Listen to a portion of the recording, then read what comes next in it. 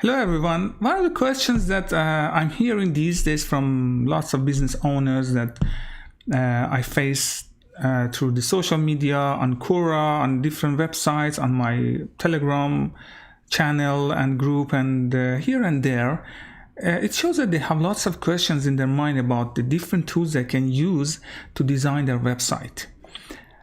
So I decided to record this video for you and to tell you different tools that is already there in the market, and you can use any of them to design your website. So I decided to categorize the different tools that is out there. So when you hear a name or you decide to design your website, you will have better idea that which of these categories will fit your needs and which will be better to start with. Okay, so from my point of view, there are three categories of tools that they are already in the market that you can use to design your website. One of them, I call it page builders. Page builders are very simple tools. They give you an option. The name shows that they give you an option to design different pages. Of course, a website consists of pages and they are linked together. But they are very simple. Most of the hosting accounts that you have, they come with these page builders. I mean, these page builders is in most cases built inside the hosting package that you get from different companies. And actually they are different, they have different names with different interfaces and tools that they help you to build the pages of your website. For example, you have a home page, you have services, you have about, you have products, contact, and different things.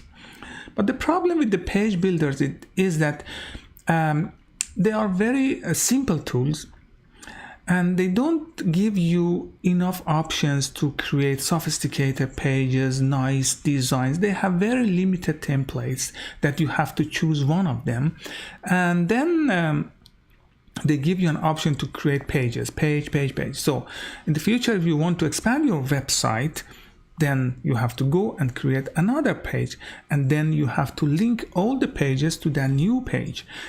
It's a little complicated if your website is going to expand. If your website is static, they are not going to change anything on the website for a long period of time, then page builders could be an option for you. The second option, I call it site builder. Site builders are much more sophisticated than page builders. They give you much more options. The thing is that most of the site builder solutions, they are different and they are separate from your hosting. So first you have to go and register your domain name. Then you have to get an hosting account. Then you have to get email accounts with the hosting account or through other providers like Google. And then you have to get a site builder account with one of these providers. For example, at the moment, Wix.com is one of the most popular and famous site builders in the market.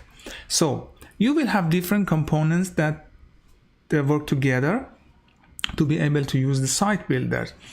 I can tell you that some of the hosting providers, they give you the site builder option inside their package. But again, I have to tell you that site builders are in most cases separate from the hosting packages. So you have to pay more for using the site builders. But from other side, site builders are much more sophisticated and they give you much more options than page builders. In the future, if you want to expand your website, they give you easier tools and options to expand your website, to change the menu bar, to add new pages and link them together. On site builders, the data and the content of your website are separate from your hosting. So you are paying for the hosting, you are paying for the email, but the data and content is on another server. So these the site builders, they give you different packages that how many pages you will have, how many images, videos, and how much space you need. So in the future, if you decide to expand your website, you have to pay more to site builder companies to give you more space. The other issue is that if you decide to add functionalities to your website, for example, you decide to have a contact form, you decide to have a booking form, or you want to add online shopping option, you have to pay more to site builder companies to unlock these options for you.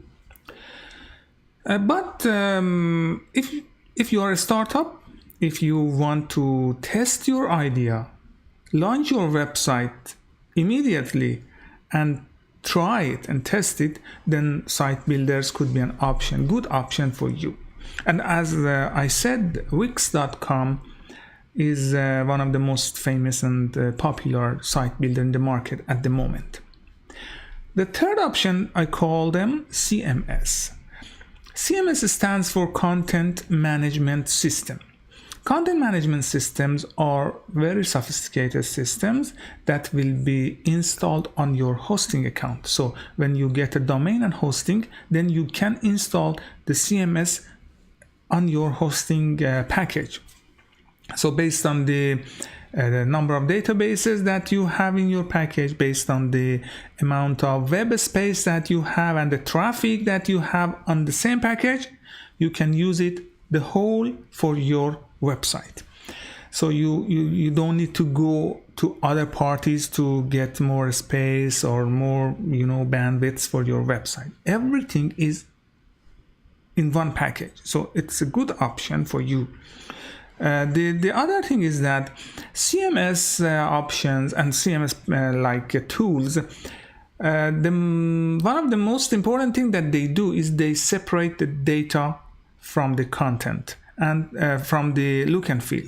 The data layer and the presentation layer are separated, and the CMS is in between to connect the data and the content from database and feed it and show it to your website visitors. So if you decide to change the look and feel of your website after 1 month, 2 months, it's very easy because the data is separate from your presentation layer. The other option that the CMS tools and solutions give you, and it is very attractive, is that they give you an option that you can expand your website. They have a tool or set of tools that we call them plugins. Plugins, as the name says, they will connect to your website. So you can add different plugins, connect together and expand your website. So in the future, you want to add a contact form. You go and get a plugin for contact form and connect it to your website. Then you will decide to have an appointment form or appointment system. You go and buy the appointment system and connect to your website. Then you decide to add online shopping. Okay, you go and buy the online shopping plugin so you can easily expand your website. In most of the hosting providers, they give you an option to easily set up the CMS on your website, on your hosting account, but I can say that it's a little tricky and it needs a little technical knowledge. But after you setting up the CMS, it will work forever for you, and you're not going to pay extra charges, extra money to other third-party companies. At the moment, there are different CMS solutions in the market. I can name WordPress, Joomla, and Drupal. There are lots of other options, but from among all of them, I can recommend that you go for the WordPress based on its popularity, based on the tools and themes and the plugins that you can find in the market. I can tell you that WordPress is the best option for you to choose as a CMS. So based on the size of your business, you can decide which of these tools will work for you and actually use it for designing your website. Good luck.